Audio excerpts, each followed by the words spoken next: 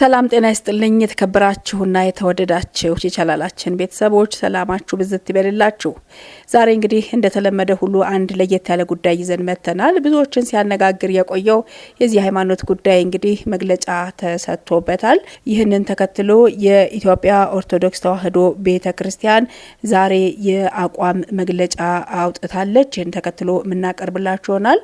እንደሚታወቀው እንግዲህ የቤተክርስቲያንን ሕልውና የማስጠበቅ የመጀመሪያው ጉባኤ ነው የተካሄደው። ይህ ጉባኤ ብፁዕ ወቅዱስ አቡነ ማትያስ ቀዳማዊ ፓትርያርክ ርዕሰ ሊቃነ ጳጳሳት ዘኢትዮጵያ ሊቀ ጳጳስ ዘአክሱም ወዕጨጌ ዘመንበረ ተክለ ሃይማኖት ርዕሰ መንበር በተገኙበት ነው ይህ ጉባኤ የተካሄደው። ይህ ጉባኤ ሀገር አቀፍ ጉባኤ ነው። በርካታ ሊቃውንትም የተገኙበት ነው። እንግዲህ ይህ ሀገር አቀፍ ጉባኤ እንዲካሄድ ያስፈለገበት ዋና ምክንያት የኢትዮጵያ ኦርቶዶክስ ተዋሕዶ ቤተክርስቲያን ቀኖኗና ዶግሟ እንዲጠበቅ እንዳይጣስ ማድረግና እንዲሁም ደግሞ ሌሎች የቤተክርስቲያን ታሪክን ማስጠበቅና ማስቀጠልን ጨምሮ ሌሎችን በርካታ ጉዳዮች ተነስተውበታል። ይህም እንግዲህ በኢትዮጵያ ኦርቶዶክስ ተዋሕዶ ቤተክርስቲያን በመንበረ ፓትርያርክ ጠቅላይ ቤተ ክህነት የትምህርትና ማሰልጠኛ መምሪያ ኃላፊ የሆኑት መጋቢ ሐዲስ ኃይለ እግዚእ ናቸው የአቋም መግለጫውን ያቀረቡት። እንደሚከተለው ቀርቧል። እንድትከታተሉ ጋብዘናችኋል።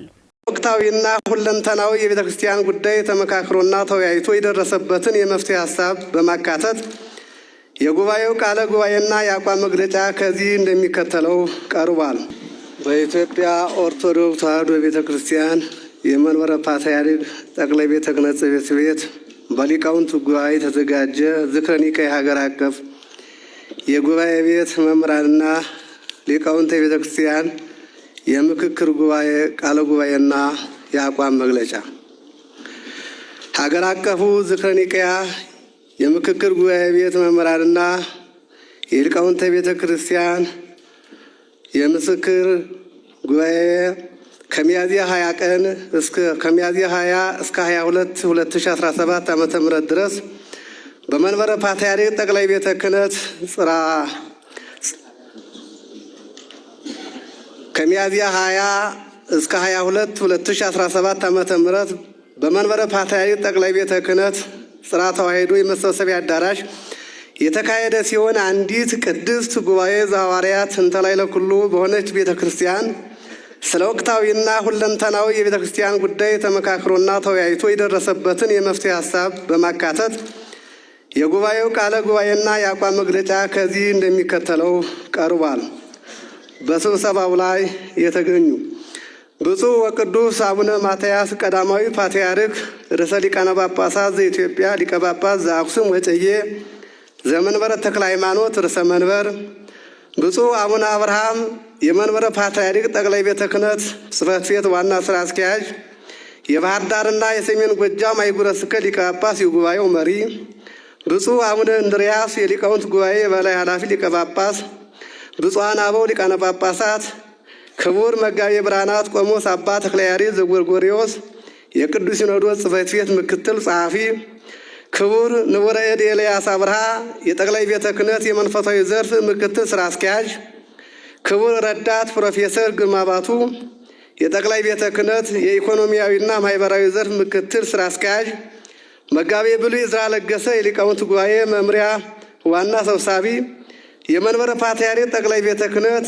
የየመምሪያው እና ድርጅት የስራ ኃላፊዎች፣ ስራ አስኪያጆች፣ ምክትል ኃላፊዎች፣ የሊቃውንት ጉባኤ ምክትል ሰብሳቢና የመምሪያው አባላት፣ ከመላ ሀገሪቱ የመጡ የምስክር ጉባኤ ቤት መምህራንና ሊቃውንት በተገኙበት የምክክር ጉባኤው ተካሂዷል።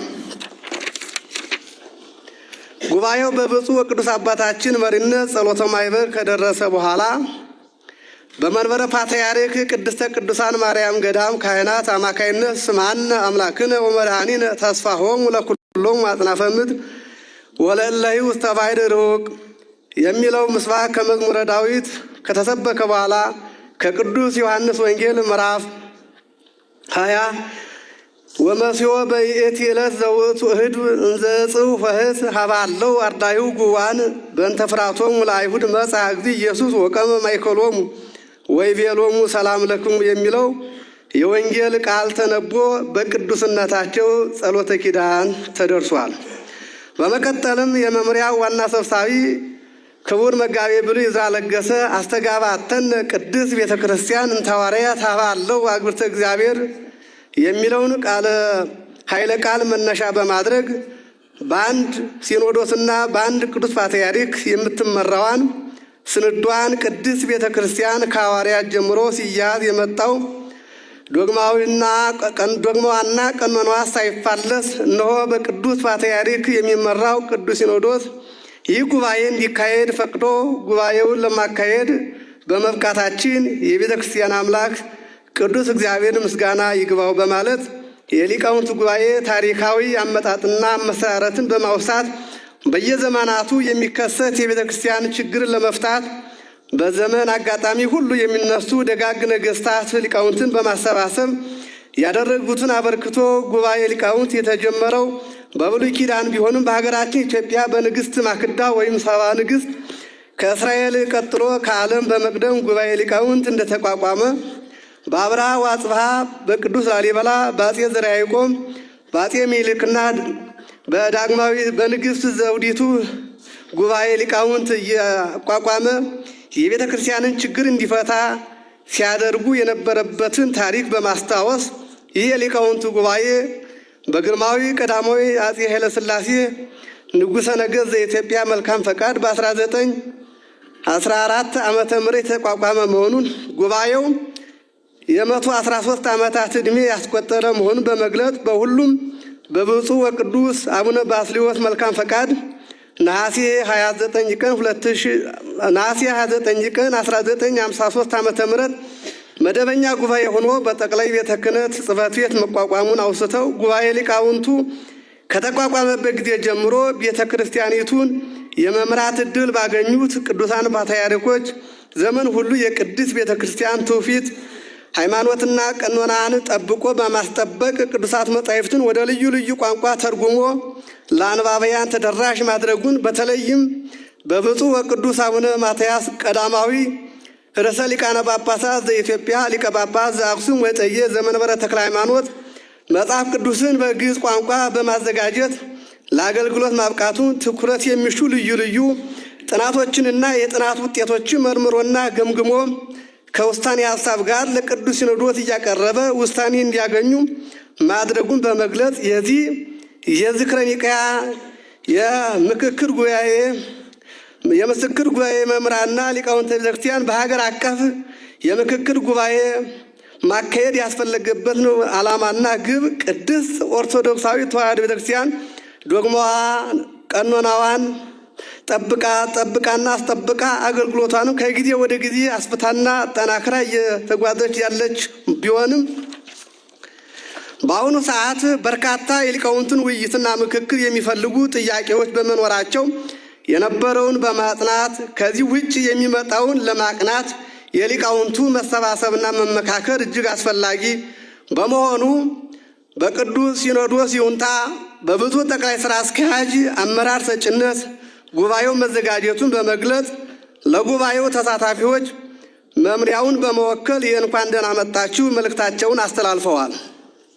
ከዚህ በመቀጠልም ብፁዕ አቡነ አብርሃም የጠቅላይ ቤተ ክህነት ዋና ሥራ አስኪያጅ የባህር ዳርና ሰሜን ጎጃም አህጉረ ስብከት ሊቀ ጳጳስ በጉባኤው መክፈቻ ባደረጉት የእንኳን ደህና መጣችሁ አባታዊ መልእክት ከሁሉም አስቀድሞ ልዑል እግዚአብሔር ፈቃዱ ሆኖ በዚህ ዕለት የቅድስት ቤተ ክርስቲያን አንድነት እምነትና ቀኖና ጠብቀን ማስጠበቅ እንድንችል በዚህ ዙሪያ እንድንወያይ ኃላፊነታችን እንድንወጣ የሰበሰበን ቅዱስ እግዚአብሔር ምስጋና ይድረሰው በማለት የቅድስት ቤተ ክርስቲያንን ጥሪ አክብራችሁ የመጣችሁና በዚህ ታላቅ ጉባኤ የተገኛችሁ ሁሉ እንኳን ደህና መጣችሁ እያልኩ በዚህ ጉባኤ ለማከናወን ላሰብነው ተግባር ይመሩናል ያልኋቸውን ከቅዱስ መጽሐፍ ውስጥ ንግር ወይ ታርምም እስመ ሀለውኩ አነ ምስሌከ ወአልቦ ዘያምመከ እስመ ብዙ ሕዝብ በየውስተ ዛቲ ሀገር እኔ ከአንተ ጋር ነኝ፣ ማንም ክፉ ሊያደርግብህ የሚነሳብህ የለምና አትፍራ።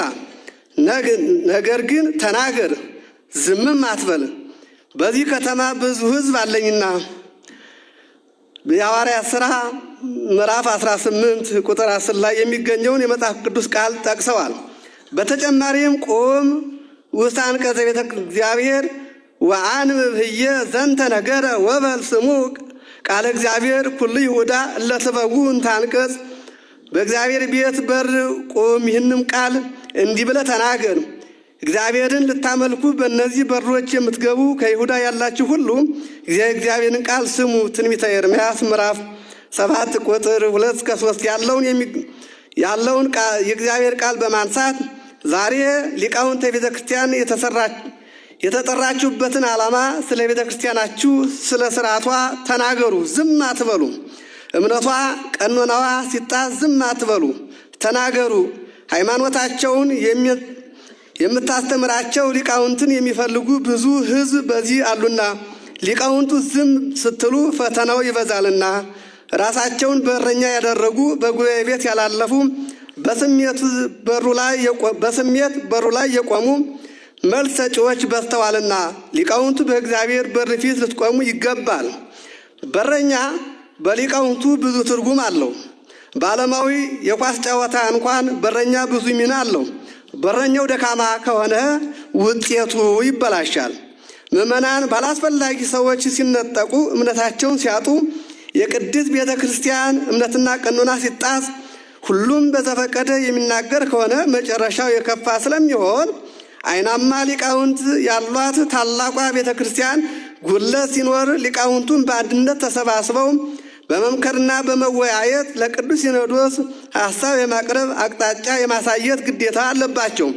ምክንያቱም ይቺ ታላቅ ቤተ ክርስቲያን ተጠብቃ የኖረችው በሊቃውንቱ ስለሆነ አሁንም ከአህጉረ ስብከት ጀምሮ እስከ ጠቅላይ ቤተ ክህነት ሊቃውንት ጉባኤ ድረስ ሊቃውንቱ በመስተናሰልና በመናበብ መሳሳብና መጓተት በሌለበት በትክክል የቅድስት ቤተ ክርስቲያንን ሃይማኖትና ስርዓቷን ጠብቆ ማስቀጠል የሚችል መልእክት በሊቃውንቱ መተላለፍ አለበት። ስለሆነም ሊቃውንቱ ለአንዴ ብቻ ሳይሆን ቀጣይነት ኑሮት በመምከርና በመወያየት እውነተኛ መምህራን በበሩ ፊት መቆም ይገባቸዋል። ይህ ጉባኤ የተሰየመው ዝክረ ኒቅያ በሚል በመሆኑ ስለ ኒቅያ ጉባኤ በአጭሩ ማውሳት ያስፈልጋል። እንደሚታወቀው በኒቅያ ጉባኤ ታላቁ ንጉሥ ቆስጠንጢኖስ ተገኝቶ ነበር። በጉባኤው ለተገኙ ሊቃውንት ሲናገር ከማንኛውም የውጭ ጦርነት ይልቅ በእግዚአብሔር ቤተ ክርስቲያን ውስጥ የሚደረግ ጦርነት የከፋ ነው። በውጭ ከሚደረግ ጦርነት ይልቅ በእግዚአብሔር ቤት የሚፈጠረው የእርስ በርስ ጦርነት እጅግ የከፋ መራራ ነው በማለት ሊቃውንቱ በሰከነ መንፈስ እንዲመክሩ ተናግሯል። ዛሬም ቅድስት ቤተ ክርስቲያንን እየገጠማት ያለው ይህ ነው። ስለሆነም ለችግሮቿ መድኃኒት ቀምመው የሚመግቡና የሚያክሙ ሊቃውንት ያስፈልጓታል። ስለሆነም ይህ ጉባኤ ቤተ ክርስቲያንን ከፍ የሚያደርግ ልዕልናዋን የሚያስጠብቅ ሀሳቦችን በማንሳት ለቅዱስ ሲኖዶስ ስብሰባ ግብዓት የሚሆኑ የውሳኔ ሀሳቦችን ማቅረብ እንደሚገባ በመግለጽ አባታዊ መልእክታቸውን ካስተላለፉ በኋላ ብፁዕ ቅዱስ አባታችን በጉባኤው ለተሰበሰቡት ሊቃውንተ ቤተ ክርስቲያን አባታዊ መመሪያና ቡራኬ እንዲያስተላልፉ ጋብዘዋል። ብፁዕ ቅዱስ አባታችንም በጉባኤው መክፈቻ ባስተላለፉት አባታዊ መልእክትና መመሪያ የእናቲቱን የታላቂቱን ቤተ ክርስቲያን ጥሪ ተቀብላችሁና አክብራችሁ በዚህ ታላቅ ጉባኤ የተገኛችሁትን ሁሉ እያመሰገኑ እንኳን ደህና መጣችሁ ለማለት እፈልጋለሁ። ኃላፊነቱ የሁሉም ነው። የቅዱስ ሲኖዶስ የሊቃውንተ ቤተ ክርስቲያንና የእያንዳንዱ ክርስቲያን ሕዝባችን ኃላፊነት ነው። ቤተ ክርስቲያን የመጠበቅ ሁሉም እንደየአቅሙና እንደየችሎታው ኃላፊነት አለበት።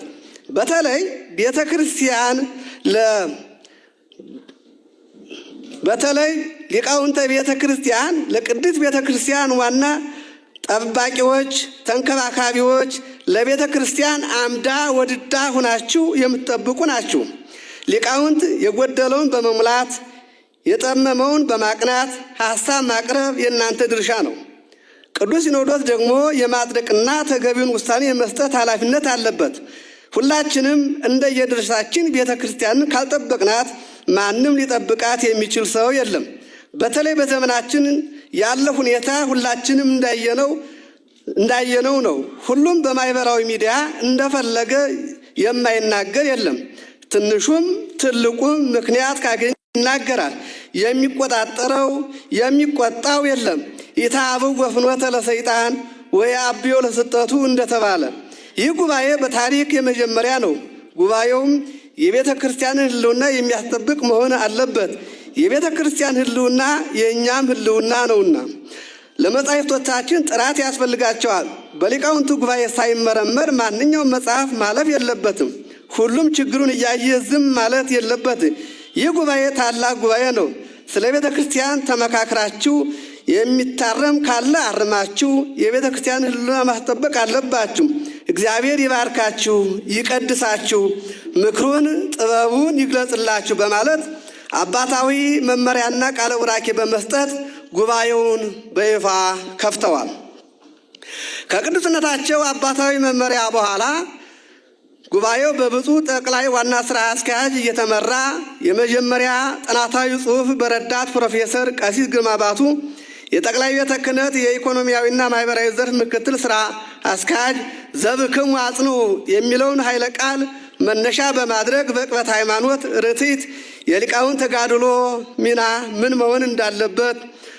መሆን አለበት በሚል ርዕስ ጥናታዊ ጽሑፍ ያቀረቡ ሲሆን በጥናታዊ ጽሑፋቸው ለዕቅበተ እምነት ርትዕት ፈታኝ ሁኔታዎች፣ የቤተ አይሁድ ተቃውሞ፣ የአርዮሳውያን ሙከራ፣ የመካከለኛው ዘመን ጥያቄና ጠያቂዎች፣ የሊቃውን ተጋድሎ፣ በአሁኑ ዘመን በዘመናችን መልስ የሚሹ ጥያቄዎች እንዴትና በምን ሁኔታ ይመለሱ፣ ዘመኑን መረዳት፣ ለሃይማኖታዊ ትውፊት ታማኝ መሆን፣ የቤተ ክርስቲያንን ስልጣን ማክበርና ከኖላዊነት ከግላዊነት መጠበቅ በሚሉት መሪ ሐሳቦች ተመስርተው ከሊቃውንቱ የሚጠበቀውን የሚያሳይ እጅግ በቂ ማብራሪያና ማስገንዘቢያ ለጉባኤው አቅርበዋል።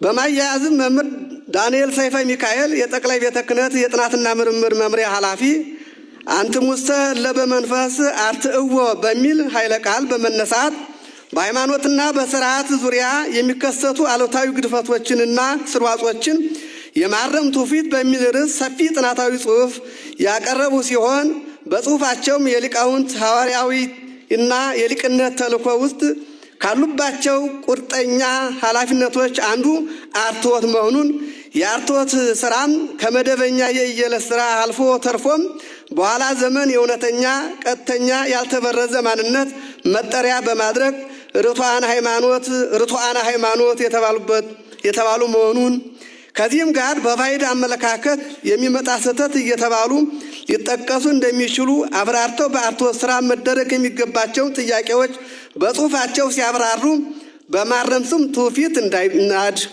በማረም ስም ሃይማኖት እንዳይበረዝ፣ በማረም ስም ቀኖና እንዳይጣስ፣ በማረም ስም ማህበራዊ ማንነት እንዳይሸረሸር፣ ስርዋጥ እንዳይገባ፣ የሰው መብት እንዳይነካ፣ ታሪክ እንዳይጠፋ ጥንቃቄዎች ማድረግ ተገቢ ሲሆን አርትዖት ወይም የማረም ስራ መንፈሳዊ ይዘቱን ሳይለቅ ለማረም ቅድመ ሁኔታዎች ተገቢ የሆነ በሚገባ በትምህርት የተደገፈ እውቀት፣ የቋንቋ፣ የይዘት፣ የስራ ዘዴ ወይም ስልት፣ ልምድን፣ ወቅትን የመረዳት ምክንያትን የማወቅ ንቃትና ብቃትን፣ ሁለገብ አስተሳሰብን፣ ዓላማን በሚገባ መረዳትን፣ አርቆ አሳቢነትና ቅድስና የመንፈስ ቅዱስን ስጦታ እንደሚጠይቅ አጽንዖት ሰጥተው ተናግረዋል። የአርትዖት ስራ ወቅታዊ ወይም ከዘመን ወደ መለዋወጥ ጋር የሚነሱ ጥያቄዎችን በጥንቃቄ የማየት የሚነሱ ጥያቄዎችን አድገው አፍርተው ዘር ከመተካታቸው በፊት ማረምን እንደሚጠይቅ በመግለጽ ሰፊ ትምህርታዊ ጽሑፍ ለጉባኤው አቅርበዋል። በማያያዝም ክቡር ንቡረ እድ ኤልያስ አብርሃ በኢትዮጵያ ኦርቶዶክስ ተዋሕዶ ቤተክርስቲያን የመንበረ ፓትርያርክ ጠቅላይ ቤተ ክህነት በመንፈሳዊ ዘርፍ ምክትል ዋና ስራ አስኪያጅ የተማከለና ያልተማከለ አሰራር ሲዳሰስ በሚል ርዕስ ጥናታዊ ጽሑፍ ለጉባኤ ያቀረቡ ሲሆን በጽሑፋቸው መሪ ቃል ወብየ ካልአትኒ አባግዕ እለ ይኮና እምዝንቱ አጸድ ወኪያወኒ ሀለወኒ አምጽኦን ዝየ ወይሰማዓኒ ቃሌ ወይከውና አሐደ መርኤተ ለአሐዱ ኖላዊ የሚለውን ቃለ ወንጌል መነሻ በማድረግ አንደኛ ኢ ማዕከላዊ ያልተማከለ አስተዳደር አስፈላጊነት፣ ጥቅምና ጉዳት፣ የማዕከላዊ አሰራር በልዩ ጥበብና ትዕግስት ካልተመራ ወደማይታረቅ ቅራኔ የሚያደርስ ስለመሆኑ፣ ሁለተኛ በማዕከላዊነት ወይም የተማከለ አሰራር አስፈላጊነት፣ ጥንታውያን አብያተ ክርስቲያናት የተማከለ አሰራርን በመከተላቸው ከሐዋርያት ጀምሮ የነበረውን አስተምሮና ትውፊት ጠብቀው እንዲዘልቁ እንዳስቻላቸው። ሶስተኛ ያልተማከለ አሰራር ከኦርቶዶክሳዊ ውጭ የሆኑ ታላላቅ ካቴድራሎችን አማኝ አልባ ሆነው እንዲቀሩ ለንግድና ለአሕዛብ መስጊድ በሽያጭ እንዲቸበቸቡ እንዳደረጋቸው። አራተኛ የኦርቶዶክስ ጥንካሬ የተማከለ አሰራርን የተከተለ ስለመሆኑ።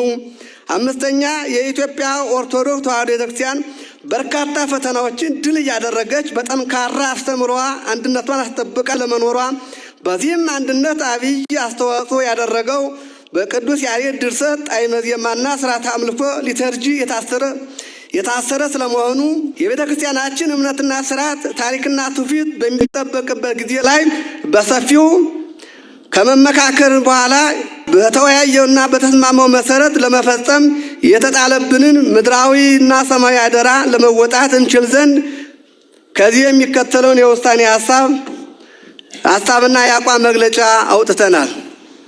እኛ ሊቃውንት እንደምንረዳው ጉባኤ ኒቅያ በምንልበት ጊዜ በቤተ ክርስቲያን አነጋገር ጉባኤ ተደረገ ሲባል ሰዎች ተሰብስበው ይህን ማመን ያንን መተው አለብን ብለው በስዋጽ ብልጫ ተስማምተው የጋራ መግለጫ ወጡ ማለት ሳይሆን ሰፊ ድርሻ ወይም ውዳድ ያለው ገበሬ በአዝመራው መካከል እህሉን መስሎ አዝመራውን የሚጎዳ የሚያበላሽ አረም ሲበቅልበት ከእህሉ መካከል አረሙን በጥንቃቄ ነቅሎ እንደሚጥል ሁሉ ቤተ ክርስቲያንም ክርስቶስን በዓይኗ አይታ ትምህርቱንም በጆሮዋ ሰምታ በአጠቃላይ ቤተ ክርስቲያን በአባቶቻችን በሐዋርያት አማካይነት የቃሉን ትምህርት የእጁን ታምራት አይታ በምታውቀውና በምታምነው እውነተኛ ሃይማኖት መሃል የራሷን እምነት ሳይሆን ተመሳስሎ የሚጎዳትን የመናፍቃን አስተሳሰብ አረም ነቅላ በመጣል አረሙን ነቅላ ትምህርት አዝመራዋን ትተክላለች።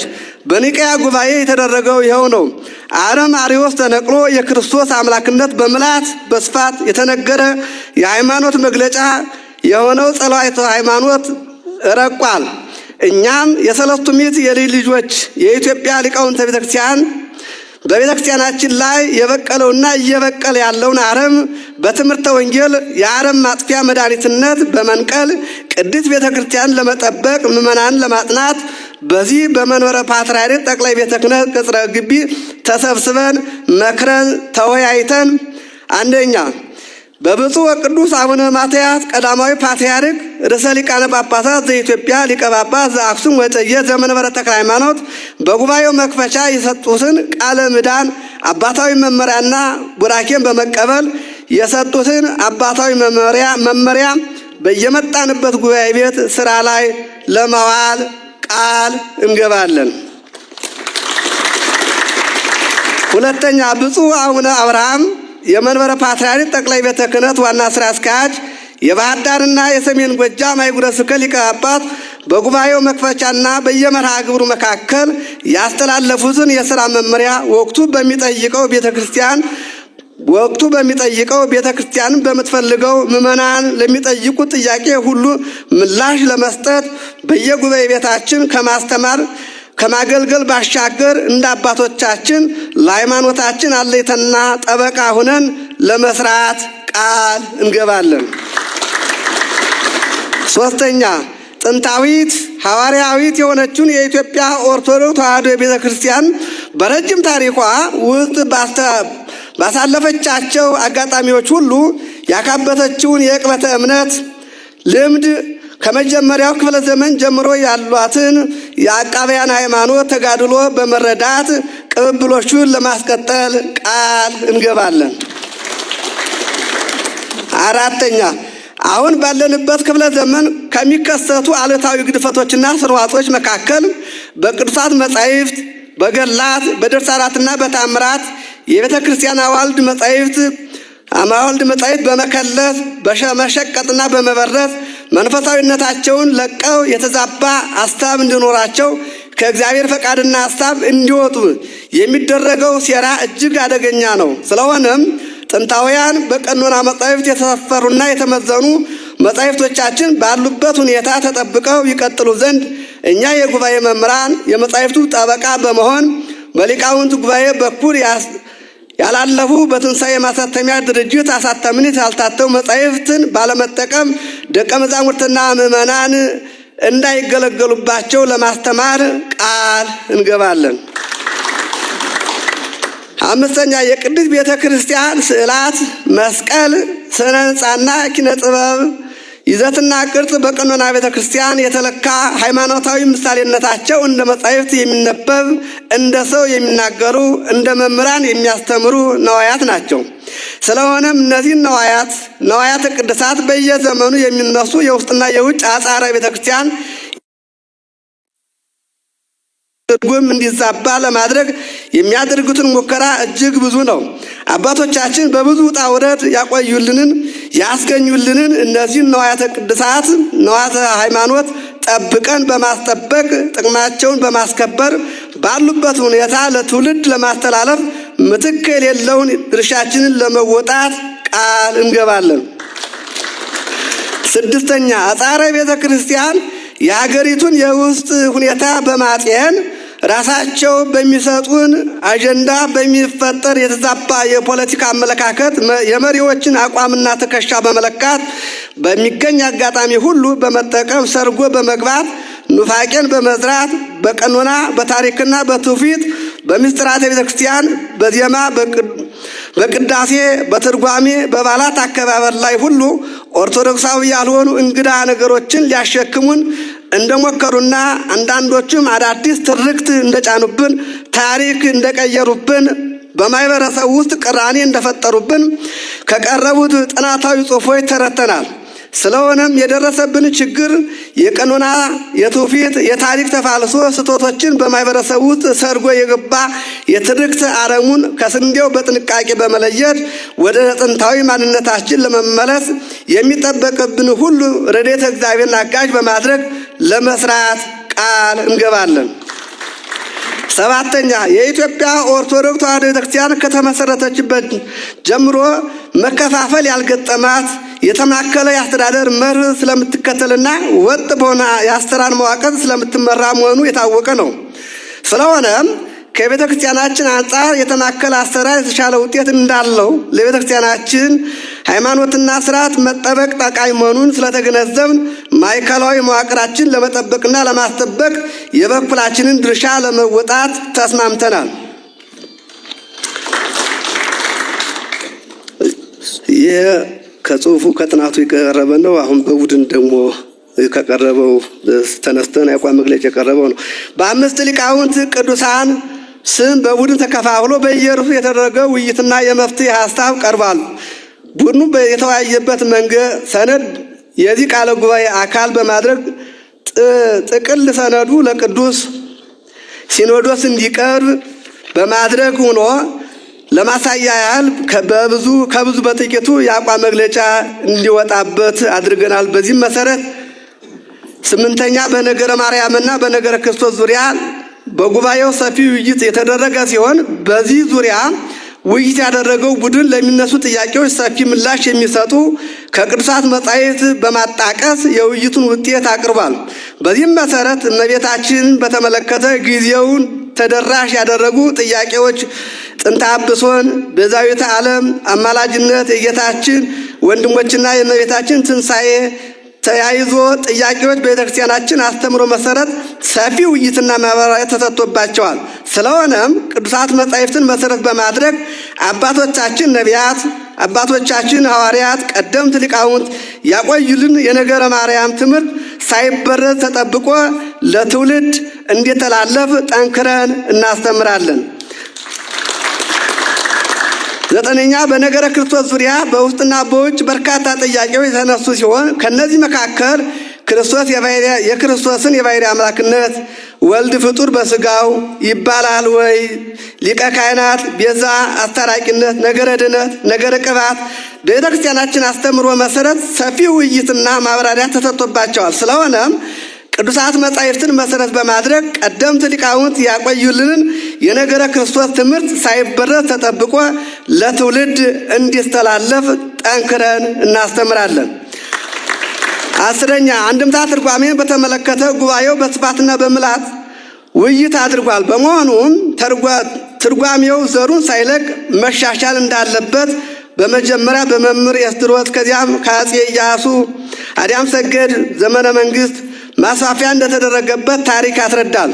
በሀገሪቱ ያሉ የመጻሕፍት ትርጓሜ ሊቃውንት የሚስተካከሉ አካባቢያዊ ቃላትን ለማስተካከልና ለማዘመን ትርጓሜውን የማሻሻል ሥራ የሚሰሩ ሰዎች በእውቀት በእምነትና በሥነ ምግባር የጎለበቱ ከኔነት ስሜት ወጥተው የቤተ ክርስቲያንን ሐሳብ ብቻ የሚከተሉ ርቱዓን መምህራን መሆን እንዳለባቸው ጉባኤው በአጽንኦት ያሳስባል። 11ኛ በሲመተ ክህነትና በሥርዓተ ምንኩስና ላይ የሚታዩ ጉልህ ጉድለቶችን በሚመለከት በርካታ ችግር መኖሩ በቡድን ውይይቱ በስፋት ተገልጧል። ይህን ችግር ለመቅረፍ ይቻል ዘንድ ለክህነት አገልግሎት የሚያበቃ የትምህርት ዝግጅትና ስነ ምግባር የዕድሜ ወሰን ታይቶ እንደ ቀኖና ቤተ ክርስቲያን መሰረት ከሚኖርበት አጥቢያ ቤተ ክርስቲያን በቂ ማረጋገጫ ተሰጥቶ በሀገረ ስብከቱ ሊቀ ጳጳስ ብቻ እንዲደረግ እንጠይቃለን። በተጨማሪም ሥርዓተ ምንኩስና ላይ ያለውን ችግር ለመቅረፍ ሥርዓተ አበውን ጠብቆ መስፈርቱን አሟልቶ በየቦታው የሚሰጠው ምንኩስና ቀርቶ በታወቁና በጥንታውያን የምንኩስና ገዳማት ብቻ እንዲሆን አበክረን እንጠይቃለን። በቅዱስ ሲኖዶስ ውሳኔ መሰረት የሊቃውንት ጉባኤን በየአህጉረ ስብከቱ ማደራጀትና በማዕከል ካለው የሊቃውንት ጉባኤ ጋር ተናቦ መስራት እንዲቻል ምን ቢደረግ ይሻላል ለሚለው የሊቃውንት ጉባኤ በየአህጉረ ስብከቱና በየወረዳው ቢደራጅ እጅግ መልካም በመሆኑ በቡድን ውይይቱ በስፋት ስለተገለጸ ሁለገብ ሙያ ባላቸው ሊቃውንት ጉባኤ ተደራጅቶ የሚመሰገንበትና የሚወቀስበት የተሰፈረና የተቆጠረ የሥራ መዘርዝር ተዘጋጅቶለት እንዲሰራና በዚህ ዘርፍ የሊቃውንት ጉባኤ ኃላፊነቱን እንዲወጣ አበክረን እንጠይቃለን። ክብራትና ክብራን የቻናላችን ቤተሰቦች ተጨማሪ መረጃዎችንም እንደዚሁ እየተከታተለን የምናቀርብላችሁ ይሆናል። ለዛሬ ግን ያዘጋጀንላችሁን በእንዲህ መልኩ ተጠናቋል። በያላችሁበት ሰላማችሁ ብዝት ይበልላችሁ። ቸር ይቆየን። በያላችሁበት መልካም ጊዜ